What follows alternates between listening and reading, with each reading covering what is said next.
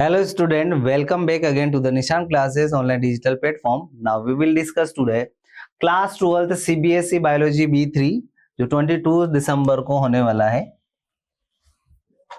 Question number first आता है MCQ is kind of which of the following disease is not caused by the virus. Virus के through कौन सी disease है जो cause नहीं होती? तो टाइफाइड जो है एक बैक्टीरियल डिजीज है, डेंगू HIV और इन्फ्लुएंजा एक वायरस है. तो आंसर आता है हमारा सी, टाइफाइड. क्वेश्चन नंबर 2 है विच of the following is a protozoan disease. हमें पता है मलेरिया जो है एक प्रोटोजोन डिजीज है जो कि मॉस्किटो के थ्रू ट्रांसफर होता है. तो आंसर आएगा इसका answer B, malaria. Question number 3 है which immune cells are destroyed in the HIV infection. तो HIV इन्फेक्शन जब होता है तो उसमें कौन से सेल जो है इम्यून सिस्टम की वो डैमेज हो जाती है. तो हमें पता है वो हमारे इम्यून रेस्पॉन्स को ही वीक करता है, तो टी हेल्पर सेल को डिस्ट्रॉय कर देता है. आंसर आता है C. Which of the following is used in the production of the antibiotics. हमें पता है पेनिसिलियम नोटेटम जो है उससे पेनिसिलिन फॉर्म होती है एक एंटीबायोटिक. तो आंसर आता है ए. क्वेश्चन नंबर 5 है the bacterium used for the butylic acid production. साफ नजर आ रहा है क्लोस्ट्रिडियम ब्यूटाइलिकम है जो कि ब्यूटाइलिक एसिड के प्रोडक्शन में यूज्ड अप होगा. आंसर आएगा ए. क्वेश्चन नंबर है next which gas is produce during the sewage treatment. तो मीथेन गैस प्रोड्यूस होती है, सबको पता है ये CH4. नेक्स्ट आता है the enzyme that cuts DNA at the specific recognition site is known as restriction endonuclease. Answer आएगा बिकॉज ऑफ ये स्पेसिफिक नाइट्रोजन बेस सीक्वेंस को रीड आउट करके वहीं से कट करते हैं. तो आंसर है बी. नेक्स्ट आता है the first restriction endonuclease discovered was. तो हमें पता है हिंड सेकंड फर्स्ट टाइम जो है वो डिस्कवर किया गया था. तो हिंड सेकंड वन यानी बी आंसर आएगा इसका. टेक पॉलीमरेज एंजाइम आइसोलेटेड किया गया था बिकॉज ऑफ ये टेम्परेचर को हाई टेम्परेचर को टॉलरेट कर पाते हैं. तो थर्मस एक्वेटिकस एक ऐसा बैक्टीरिया था जिससे ये आइसोलेट किया गया था बिकॉज ऑफ ये हॉट स्प्रिंग्स के वाटर के अंदर देखने को मिलते हैं. तो ऑब्वियस थर्मस एक्वेटिकस से इसको हमने आइसोलेट किया था बिकॉज ऑफ ये PCR में यूज्ड अप होते हैं. PCR जो है हाई टेम्परेचर वर्क करता है और ऐसे हाई टेम्परेचर पर कोई भी एंजाइम डीनेचर हो जाता है, लेकिन ये हाई टेम्परेचर को टॉलरेट करने वाला एंजाइम है इसलिए इसको हम लोग वहां यूज अप करते हैं. नेक्स्ट आंसर सॉरी क्वेश्चन है जो असर्शन रीजन काइंड ऑफ होंगे जिसमें 4 काइंड ऑफ ये ऑप्शंस आते हैं. इसका पहला असर्शन रीजन क्वेश्चन लेते हैं. असर्शन है inflammation is one of the bodies innate immune responses. जब भी बॉडी हमारी इम्यून रेस्पॉन्स क्रिएट करती है तो कोई भी इन्फेक्शन होता है तो इन्फ्लेमेशन है, स्वेलिंग आ जाती है. रीजन दिया हुआ है कि during inflammation blood flows reduces the affected area. तो आंसर है हमारा सी आंसर का मतलब है ए तो ट्रू है लेकिन बी जो है यानी आर रीजन वो फॉल्स है. इन्फ्लेमेशन के थ्रू कभी भी ब्लड फ्लो रिड्यूस नहीं होता है अफेक्टेड एरिया में बल्कि इंक्रीज हो जाता है. दूसरा क्वेश्चन है असर्शन आता है antibiotics like penicillin are produced by microorganism. पता है हमें पेनिसिलियम नोटेटम के थ्रू होता है. Penicillin is the obtained from the fungus penicillium notatum. तो ए और आर बोथ ट्रू है और आर अच्छे से एक्सप्लेन कर पाता है ए को. तो आंसर आएगा ए, बोथ ट्रू है और एक्सप्लेन भी कर रहा है रीजन असर्शन को. नेक्स्ट क्वेश्चन है असर्शन है microbes help in the bioremediation of polluted sites. तो यहाँ पर पॉल्यूटेड साइट को बायो रिमीडिएशन करता है माइक्रोब्स, उसको डिग्रेड करने में हेल्प करता है पॉल्यूट को. रीजन दिया हुआ है कि certain microbes degrade toxic substances into the less harmful forms. तो हमें पता है माइक्रो ऑर्गेनिज्म के थ्रू हम लोग जब सीवियस ट्रीटमेंट करते हैं तो वहां पर ट्रीटमेंट के थ्रू वो कुछ हार्मफुल सब्सटेंस को रिड्यूस करके उनको बेनिफिशियल एलिमेंट में कन्वर्ट कर देते हैं.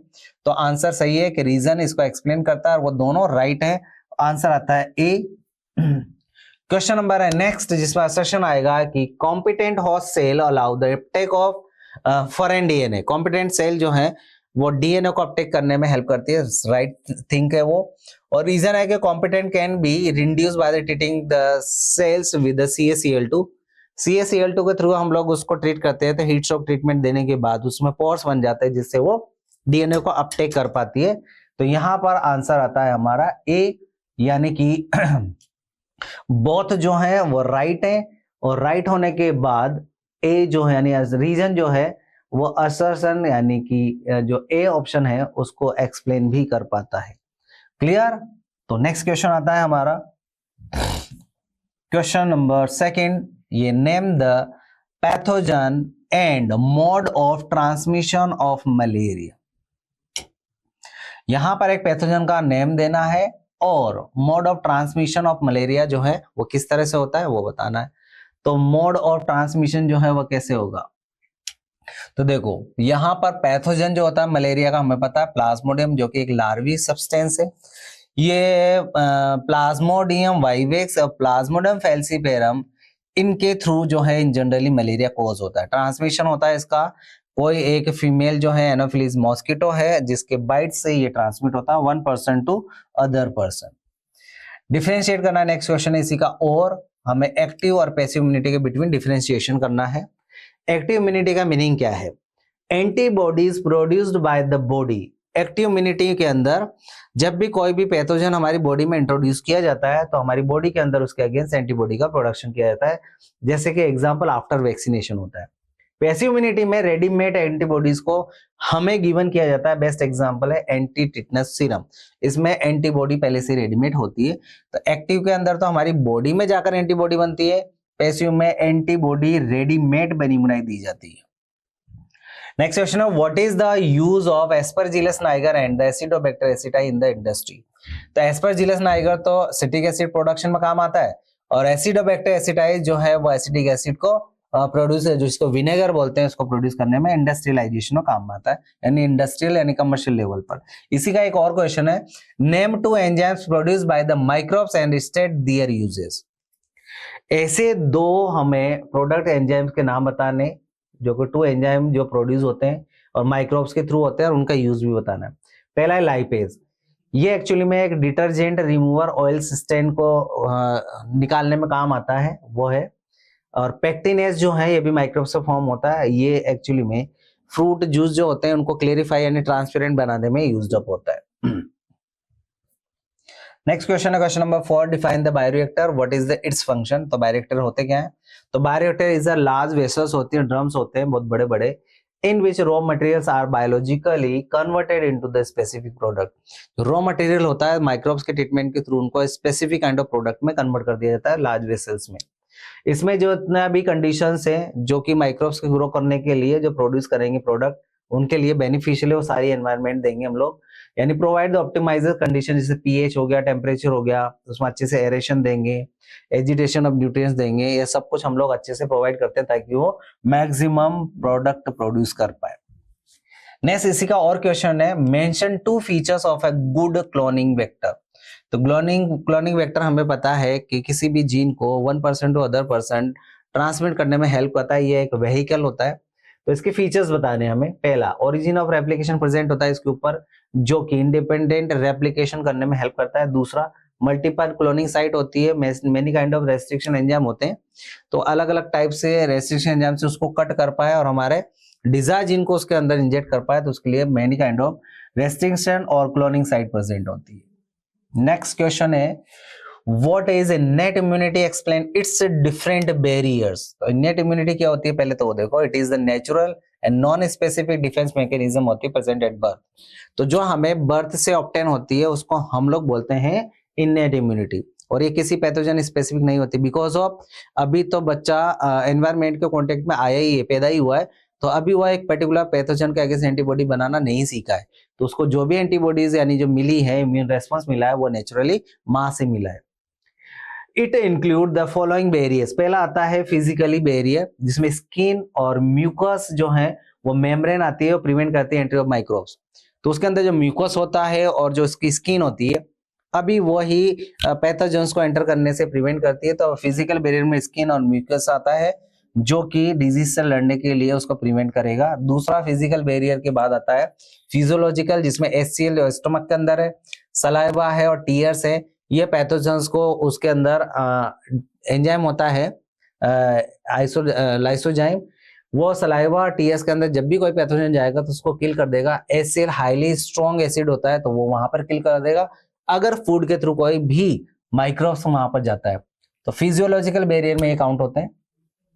सेल्यूलर बैरियर्स में देखो जो मैक्रोफेजेस सेल होती है और इनके सेल्स जो होती हैं वो एक्चुअली में फेगोसाइटिक इन नेचर होती है। कोई भी पैथोजन जाएगा उसके साथ बाइंड होकर उसको डिस्ट्रॉय कर देती है, एंगल्फ करके खा जाती है। साइटोकाइनिन बैरियर में इंटरफेरेंस होता है जो स्पेसिफिक काइंड ऑफ प्रोटीन से, जब भी कोई वायरल इन्फेक्शन होता है तो ये प्रोटीन जाकर उसके साथ बाइंड हो जाती है पैथोजन के साथ और उसको किल कर देती है। तो इंटरफेरॉन भी एक बैरियर की तरह बिहेव करता है। नेक्स्ट क्वेश्चन आता है what is the allergy? Name any 3 common allergens जो एलर्जी कॉज करते हैं उनको एलर्जन बोलते हैं। तो एलर्जी क्या है और उसको कॉज करने वाले 3 एलर्जन के नाम बताओ।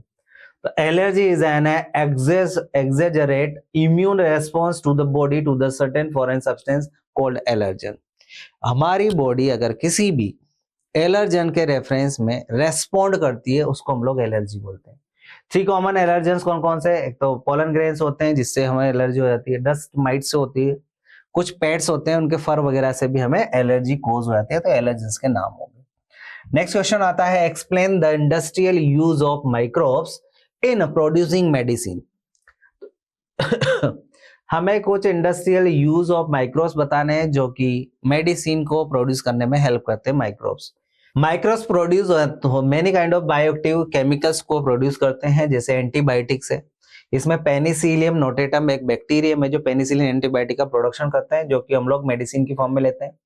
स्ट्रेप्टोमाइसिस ग्रेसियस जो है वो स्ट्रेप्टोमाइसिन एक एंटीबायोटिक का प्रोडक्शन करते हैं। तो ये 2 माइक्रोब्स है जो एंटीबायोटिक के प्रोडक्शन में हेल्प करते हैं।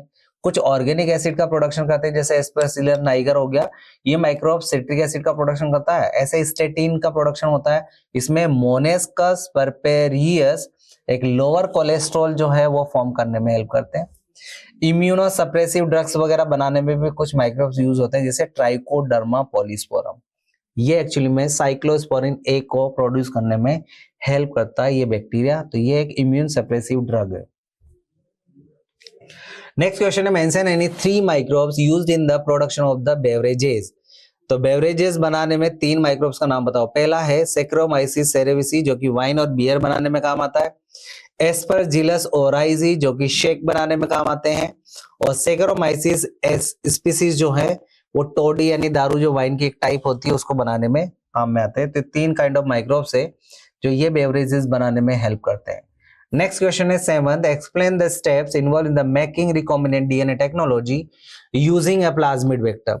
तो हम एक रिकॉम्बिनेंट डीएनए को किस तरह से फॉर्म करते हैं और प्लाज्मिड को यूज करके उसको कैसे फॉर्म करते हैं उसके स्टेप्स बतानी है। पहला, जो भी डीएनए है जो डिजायर जीन है उसको लेकर आना है तो उसको कट करना पड़ेगा। तो पहले सबसे पहले डीएनए को कट करो। तो the foreign gene and the plasmid are cut using the same restriction enzyme जैसे इको-R1। इको-R1 को लेकर मैंने रेस्ट्रिक्शन एंजाइम को लिया है जिसमें मेरा डिजायर जीन को कट करके लाया और वेक्टर के अंदर जब इसको मैं इंजेक्ट कर रहा हूं तो उस वेक्टर को भी मैंने क्या कर दिया है same kind of restriction enzyme से ही कट किया ताकि दोनों ईच अदर के कॉम्प्लीमेंट्री और बॉन्ड फॉर्म कर पाए। तो पहला काम तो ये किया है।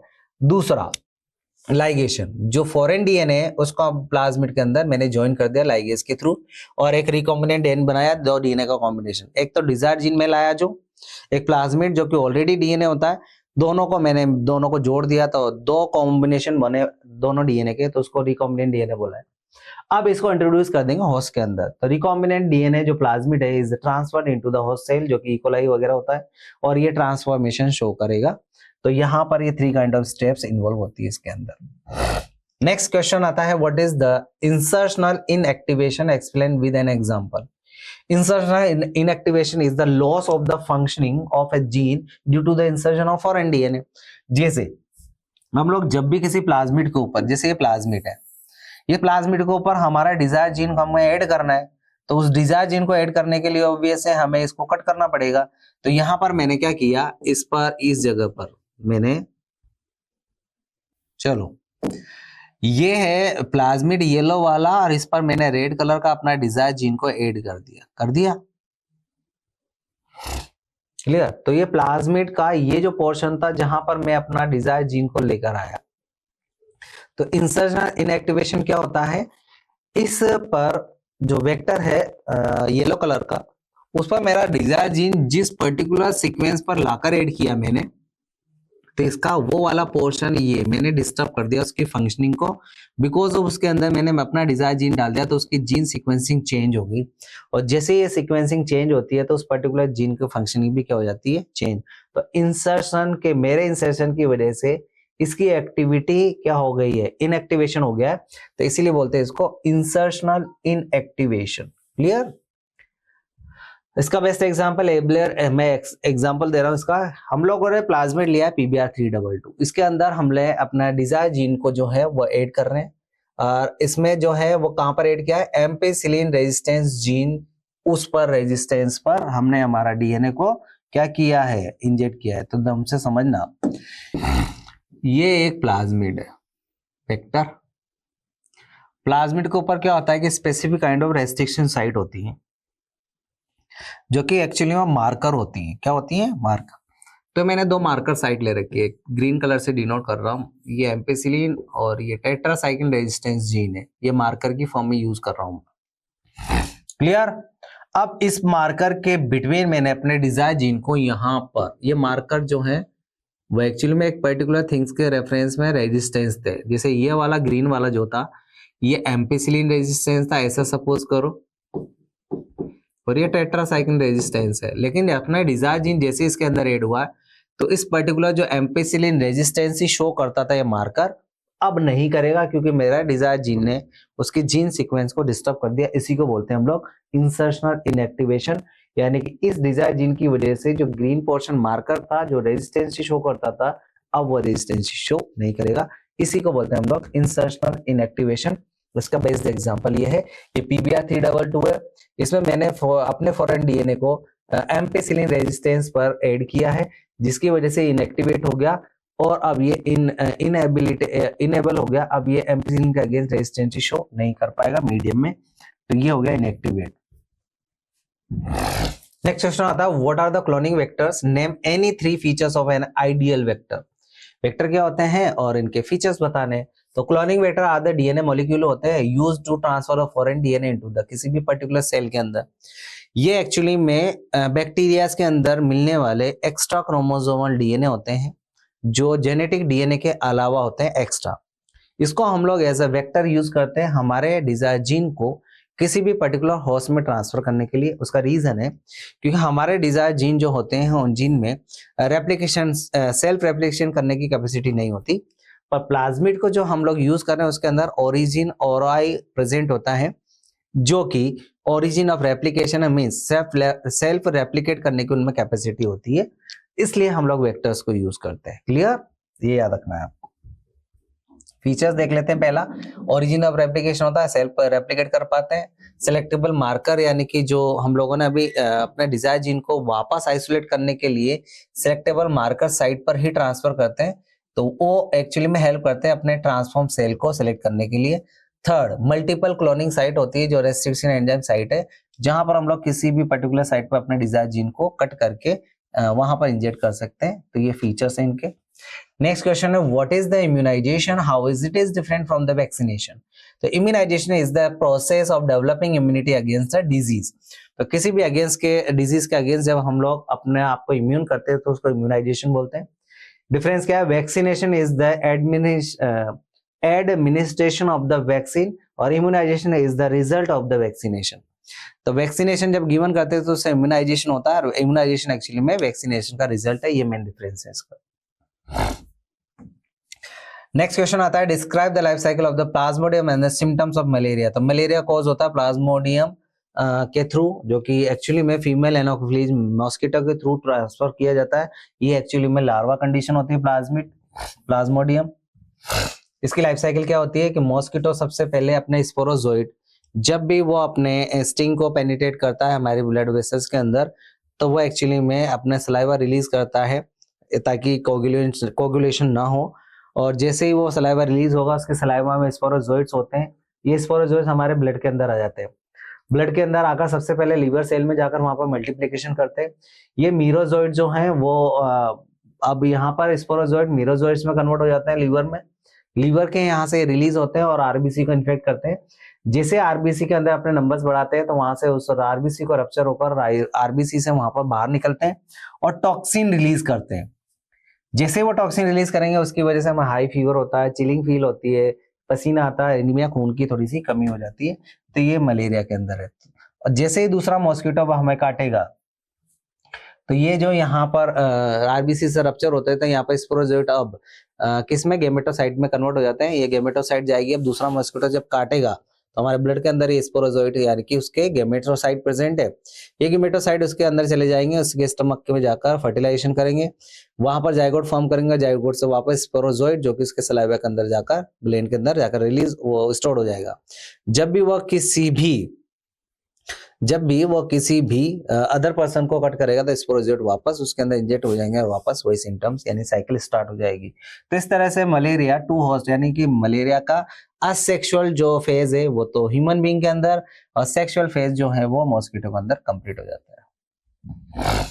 नेक्स्ट क्वेश्चन है, explain the polymerase chain reaction PCR. तो पीसीआर जो है वह इन विट्रो टेक्निक है, टेक्निकल जो यूज होती है किसी भी डीएनए के सेगमेंट की एम्पलीफाई करने यानी कॉपीज बनाने के।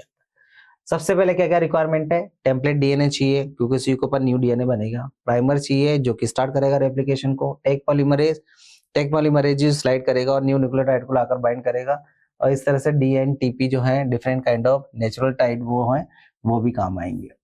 टेंडम रिपीट जिसको बोलते हैं हम लोग वो है। तो स्टेप्स आते हैं, पहला डीनेचुरेशन। हम लोग सबसे पहले तो डीएनए स्ट्रैंड को सेपरेट करेंगे जो कि 94 टू 95 डिग्री सेंटीग्रेड पर करते हैं। फिर एनिलिंग करेंगे, मतलब जो प्राइमर है उसको बाइंड कर देंगे टेम्पलेट सीक्वेंस पर, ये 50 टू 60 डिग्री पर होता है। फिर एक्सटेंशन करेंगे 70 डिग्री सेंटीग्रेड पर, जो टेक पॉलीमरेज था वो नए नए डीएनए न्यूक्लियोटाइड को लाएगा और डीएनए टेम्पलेट पर न्यू स्ट्रैंड फॉर्म करना स्टार्ट करेगा। Result millions of copies of DNA बन जाती है एक शॉर्ट टाइम पीरियड में। इस तरह से पीसीआर वर्क करता है। नेक्स्ट आता है case based kind of question है कि vaccination, a child receive a vaccine does not suffer from the disease later in life. अगर किसी भी बच्चे को वैक्सीन लग जाती है तो वो कभी भी किसी भी डिजीज से सफर नहीं करता। रीजन है, तो पहला क्वेश्चन आता है इसके रेफरेंस में कि what type of immunity is develop. Vaccination देने पर वो इम्यूनिटी जो ऑब्टेन होती है कौन सी है, तो उसको हम लोग एक्टिव एक्वायर्ड इम्यूनिटी बोलते हैं, यानी कि पैथोजन के कांटेक्ट में आने के बाद। दूसरा, why does vaccination provide the long term protection. ये लॉन्ग टाइम तक प्रोटेक्शन कैसे गिवन करता है, बिकॉज ऑफ, आंसर है it produce the memory cell और that respond rapidly on future exposure to the pathogen. याद रखना, वैक्सीनेशन में एंटीबॉडीज बना लेते हैं एक पर्टिकुलर पैथोजन के अगेंस्ट। जब भी वो पैथोजन आएगा तो एंटीबॉडी ऑलरेडी प्रेजेंट है, वो जाकर उसके साथ बाइंड होगी और उसको किल कर देती है, तो परमानेंट क्योर है। Question number C, name any one vaccine prevented disease. जैसे पोलियो की, मीजल्स की हो गई, ट्यूबरकुलोसिस टीबी की हो गई, ये मेनी काइंड ऑफ वैक्सीन है। क्वेश्चन नंबर नेक्स्ट है, name any one vaccine produced by the yeast. तो हेपेटाइटिस बी जो है वो एक्चुअली में ईस्ट से डेवलप हुई है, ये बेस्ट एग्जांपल है। क्लियर, तो ये था हमारा सीबीएसई का B3 12 सीबीएसई का B3 पेपर। मिलते हैं नेक्स्ट पेपर में, तब तक के लिए खुश रहिए, मस्त रहिए, निशान के साथ पढ़ते रहिए।